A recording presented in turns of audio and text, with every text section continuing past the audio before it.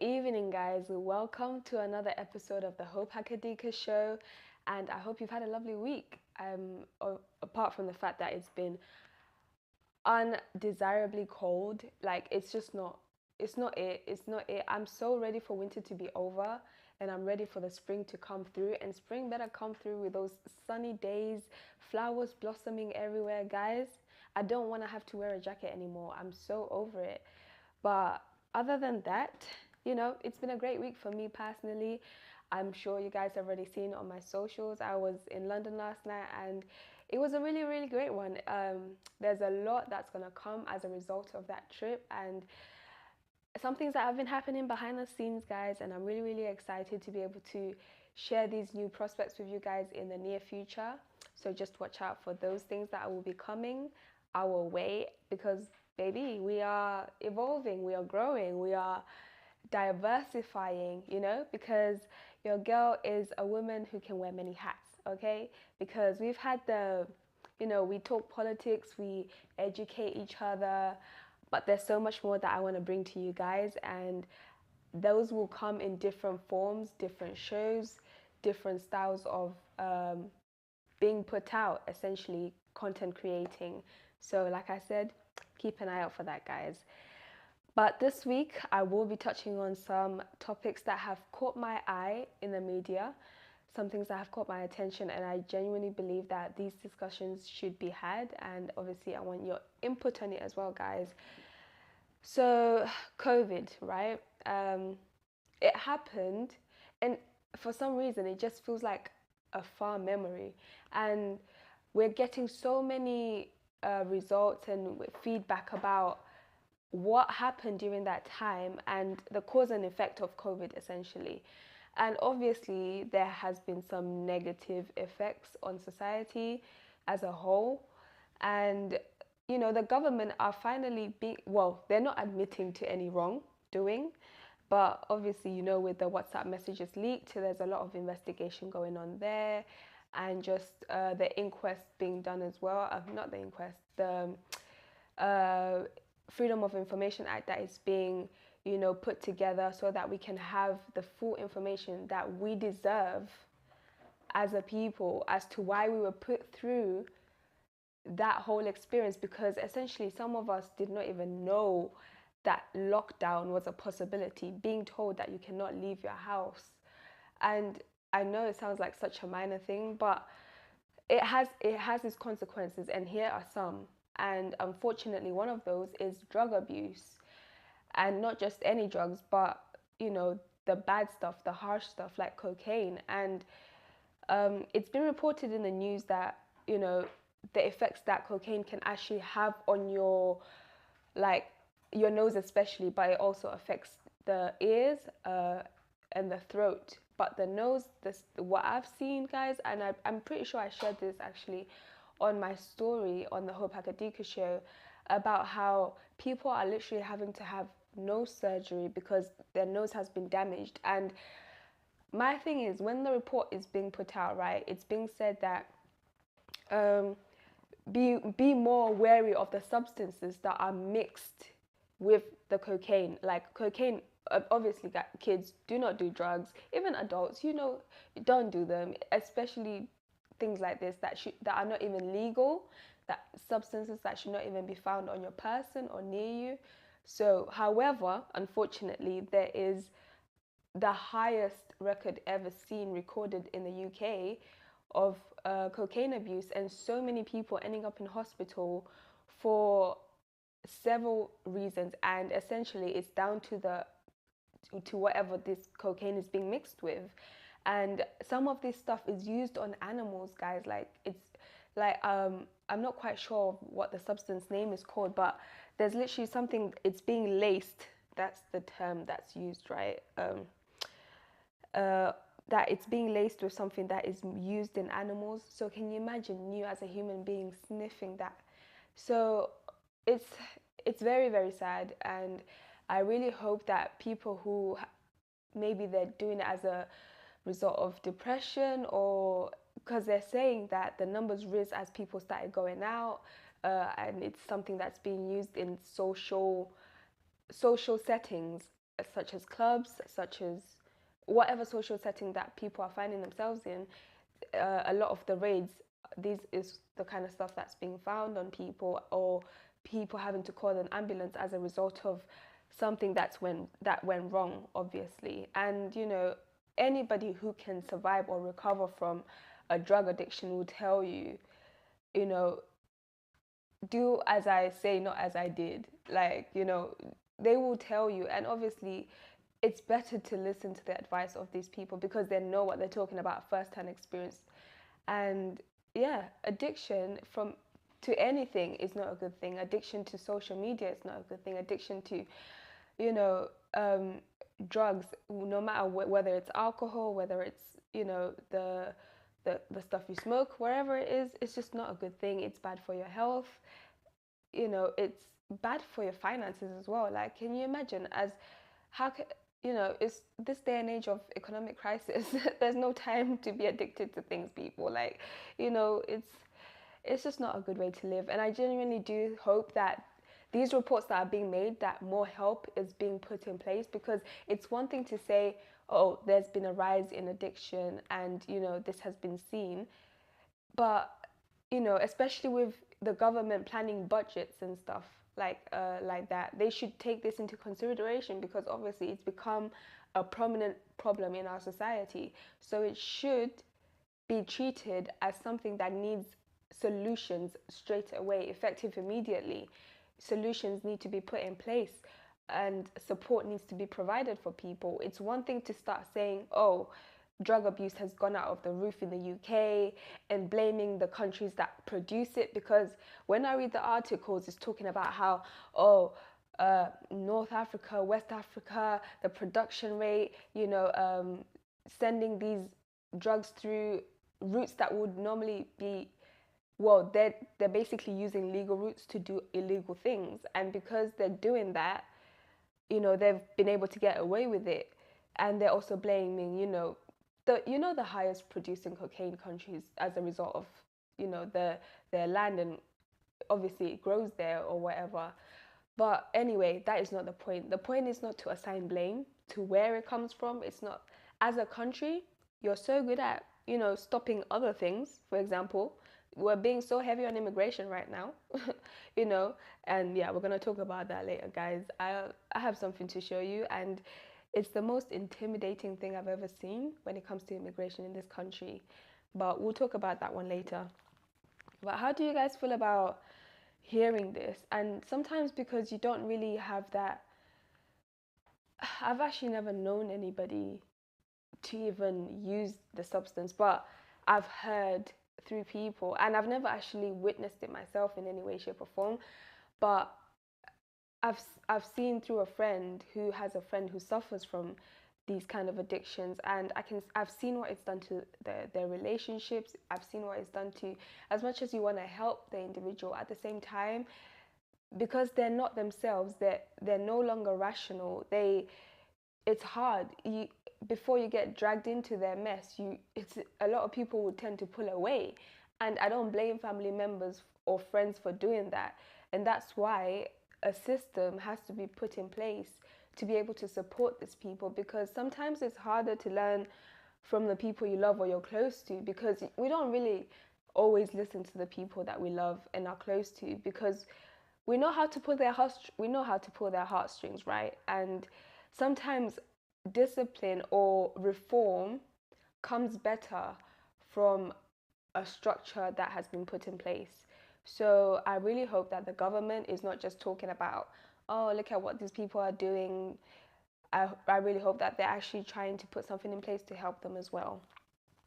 Speaking of the government helping people, guys, obviously the strikes are going on. They've been going on since last year, and I've never seen strikes go on for this long in the UK. It's really all the industries, right? All the public sectors, health sectors, our transportations, teachers, junior doctors, and they have valid reasons to be doing what they're doing. And I cannot speak from a place of experience. I can only speak from a place of being able to sympathize with them and be able to understand that, you know what, they are put under a lot of pressure. And if you know, for example, you know when you go to London and you go in the underground, you like, in 4 minutes the next train will be there. In 2 minutes the next tube will be there. And you're so happy because you have this system that's efficient, that's quick. It comes to you quickly. Even if you miss that one, there will be one in 2 seconds. But somebody is driving that tube, is driving that train, and you're able to get this instant instant service at the cost of somebody else's being over exhausted, being over, and probably underpaid. So we can sympathize with them. And, the government did create a budget recently. And even then, I feel like they're genuinely just ignoring our strikers because they're either telling them to, yeah, go ahead, strike, but it's like they're not paying them any mind. And I just feel like that is such a bad thing for a government to do because they know that. And even me, guys, I remember being in school and teachers going on strike. And one thing that I personally have to say when it comes to strike is there's not a great understanding of it. The education system, I feel like if the teachers were going to go on strike, right, and wouldn't it be that week maybe, wouldn't it be great if the teachers educated the students on the importance of the service they provide and why they conduct strikes, so that the students were better able to sympathize with the teachers for one, and two, understand the value of the teacher's work. However, because people are not taught that, there's a few people going out to march, maybe protest. However, people will just, yeah, a strike is just a day off from work for some people, and they'll just, take a day off. And, this is a result of talking to teachers. Like, there are some teachers who say, yeah, it's just a day off for me. And they're just doing it as a result of, yeah, I'm overworked, I'm underpaid, I'm tired, we're going to strike. But they're not very optimistic about change. And I feel like when it gets to that stage, it's quite sad because you're doing something to combat something, but you're not really expecting anything to come as a result of that. So yeah, I genuinely feel like we spoke about this last week, right, when we had our guest here, Jess, and we spoke about doing the same thing over again and expecting a different result. And we spoke about, I asked the question about, do we have it in us as a society to make a change, to be able to do things? Like, as a society, I feel like obviously a lot has changed. A lot of people have a voice, they're fighting for something they believe in, and we've seen communities rise up. Just within the last couple of decades, we've seen communities rise up and have a place in society. They've demanded their place in society, But when it comes to the things that sustain society, like our services, why can't we have that same fight for that? And that is the ultimate question. Is the government going to continue to ignore the needs of its own people? But guys, I have a question, right? When it comes to like junior doctors, for example, you have obviously gone to university, you have studied, and essentially your first couple of years, do you do a placement while some countries do placements while studying? I think most actually. And when you go into work and you are a junior doctor, I'm sure there's so much to learn on the job, because learning one thing in theory and then doing it practically are two different things, right? My thing is, there's like a sense of, imagine a doctor who's been a doctor for like 10 years and they have their experience, especially for example surgeons, they have their success rate is out of the roof, and they have a good belt of work under them. As a junior doctor, can you demand the same privileges as that particular person who has, who has experience under their belt, who is probably going to have to deal with the most serious illnesses or situations or operations when it comes to dealing with patients in the hospital? So that's just the question I'm raising. I'm not saying that junior doctors should be abused and overworked because they're the newbie, but I'm just asking, like, in terms of, I want to hear what the concerns actually are, or maybe I need to tune in better, because People will say, you know, we're overworked, we're this, we're that, but we can't really resonate with them because we don't really know the ins and out of, you know, what they go through on a day-to-day basis.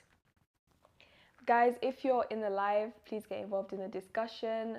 You know, let me know what you think. Like, what do you think of the strikes? Because I know there are some people who genuinely don't care for the strikes, who are even against them and are telling people to go back to work, telling them that they're just using this as an excuse not to do their job. There are genuinely people who believe that and use that as an excuse to ignore other people's concerns. So let me know what you think in the comment sections. Do you have anybody in your life personally who is a victim, I would say, of the system? Or, you know, they went into this job so optimistic, they were excited about becoming a doctor or to becoming a teacher, but then they got into that position and obviously the reality is completely different. So if you know anybody and, you know, you're happy to share their experience, let us know in the comment section what you guys think of that situation. But guys, as I was saying about what's going on in Parliament, obviously there has been some budget discussions, especially yesterday. I really hope that people knew this was happening, and you can find all the information you need on the Gov website. But I'm going to share a little clip here that highlights a few of the budget talks that took place yesterday.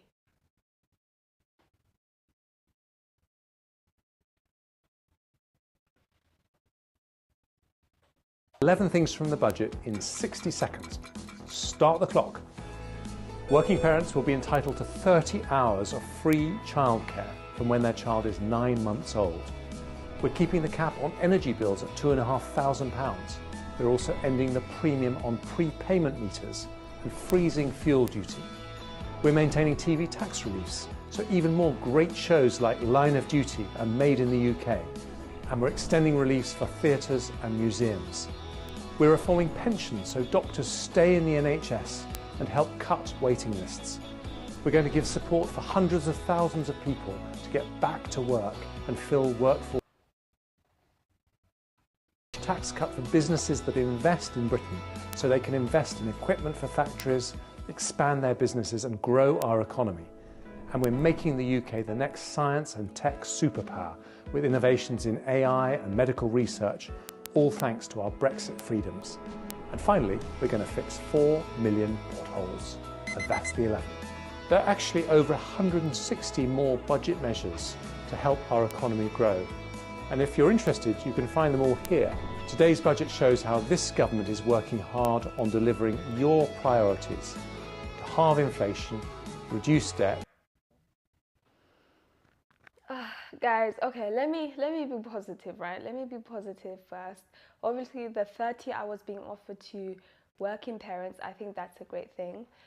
Well, actually, it is a great thing. Of course, it's a great thing.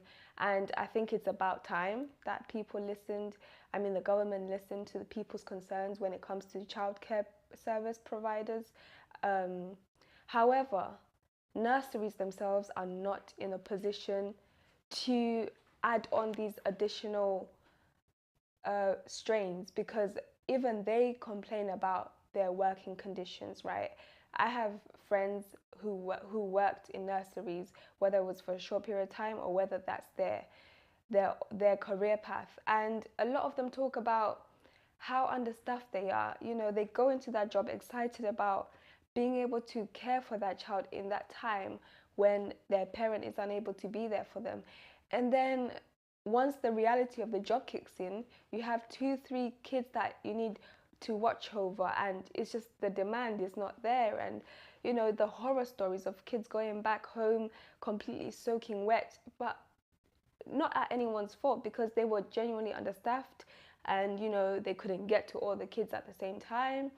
And I feel like, yeah, increasing the hours is a great thing, but is there also going to be a cost put towards supporting nurseries, improve their services so that parents are happy to put their children in this care provider systems, and they're also knowing that their children will receive the best care possible at the time?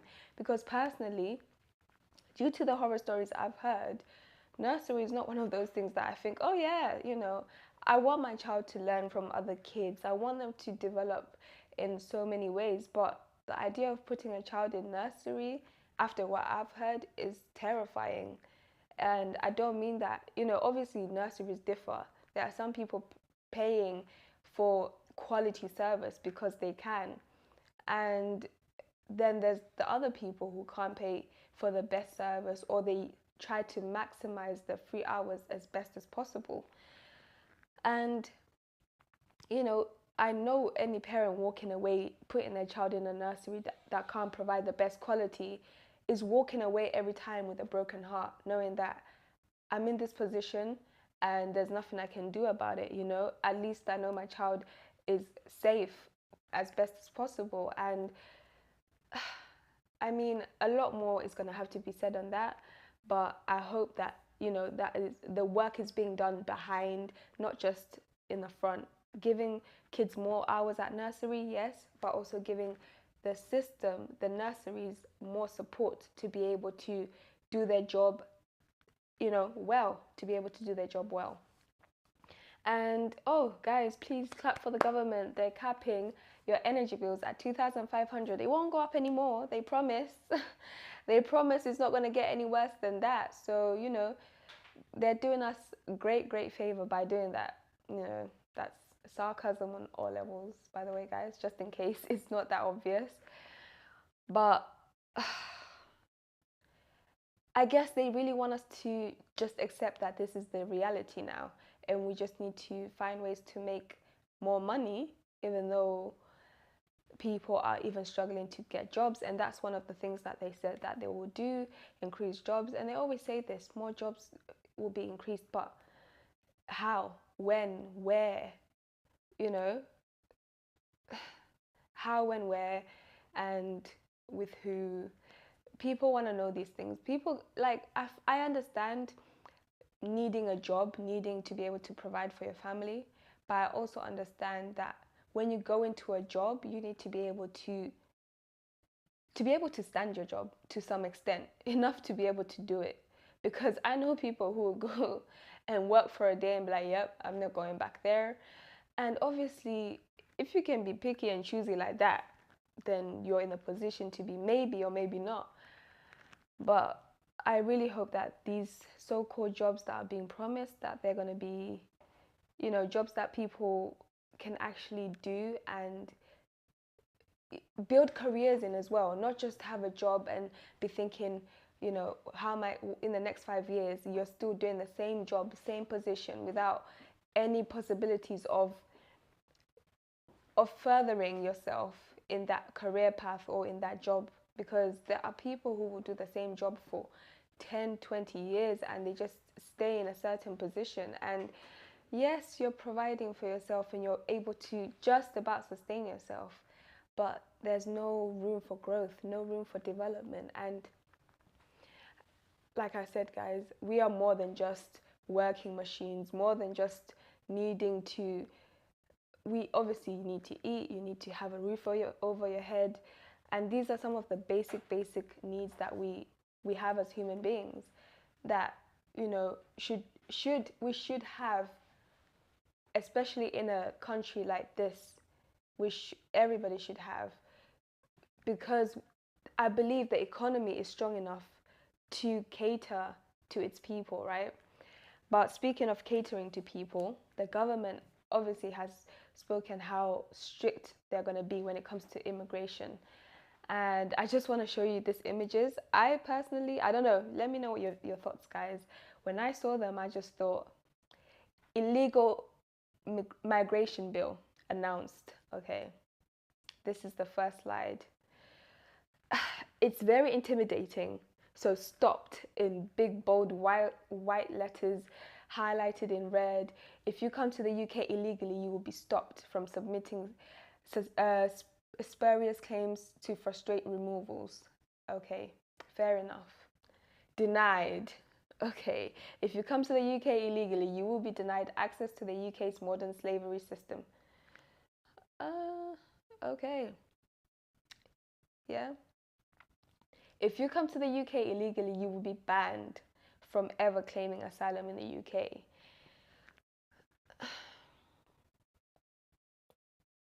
Is that the last one? Okay. I thought there was going to be a last one because I remember when I was looking through the story, there was also a last, or maybe that was just part of the article where it said, you know, if you can't receive the asylum that you claimed and you physically cannot be sent back to your country, then off to Rwanda or other assigned locations you go. And can you imagine? Guys, honestly, I never realized that we were this anti-migrant as a country. It's very hard to see. Like I understand it's, you can't just be like, yes, everybody welcome, come in. I don't know. But at the same time, this is just such a it's a very bad way of dealing with it, I believe, because there might be some people who genuinely need to come to a better life. And guys, I don't want to get into, you always rehash old past, you know, things that have happened in the past. But a lot of time people come to the Western world because their countries have been exploited. They have been left with, you know, not very much, and they continue to be exploited. So are you going to remain in a country where you cannot progress and you don't see a future for yourself, or are you going to try and go and build a future somewhere where there's a platform to do that, you know? Or unless it's a war zone, then you're actually physically fighting for your life as well, and that's a completely different fight. And obviously we've seen how welcome, you know, the Ukrainians have been as a result of the war with Russia. But then we've also seen how the counterparts in the Asian countries where they experience war zones, not so welcome either. And, you know, I remember reading one time, I don't want to go over time, guys, but let me just quickly mention this, that, you know, a lot of that was down to the fact that the distrust with the countries and, you know, not trusting people's intentions when they come to this country. And a lot of it has to do with, you know, the country protecting itself. And I understand that very much. Every country should be on guard because, you know, unfortunately, they have created this, there's distrust, there's animosity, there's, you know, people want to be the powerful country. They want to, for whatever reason, but, you know, and ordinary people, everyday people are the casualties suffering as a result.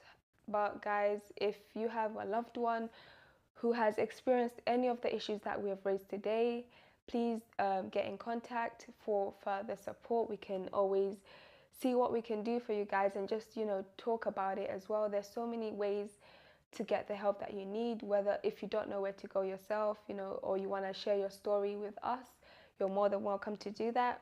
So do get in touch and let us know if you want to share your story or share a loved one's story, or if you want to join on this discussion as well on the platform here. Like I said, guys, you guys are more than welcome, and we will be looking forward to having more guests on the show, and also just like I said earlier, growing and diversifying in different ways. But thank you so much for joining me today, guys. That will be all our time for today, and I hope you have a lovely evening and a great weekend.